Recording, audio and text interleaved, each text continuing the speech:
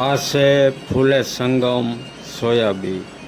વિસાવદર વિસ્તારની અંદર વધારે પડતા ફૂલે સંગમ સોયાબીનના વાવેતર થાય છે.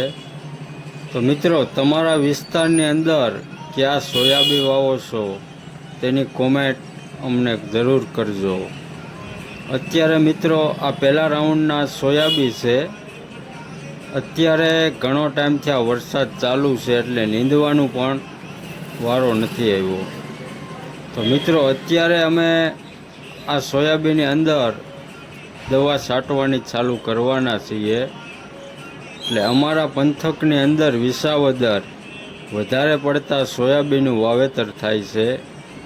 તો તમે મિત્રો તમારા વિસ્તારની અંદર ક્યાં સોયા વાવો છો અને કેટલો ઉતારો બેસે છે તેની કોમેન્ટ અમને જરૂર કરજો. અમારા વિસ્તારની અંદર 17-18 મણનો ઉતારો બેસે છે. ધન્યવાદ.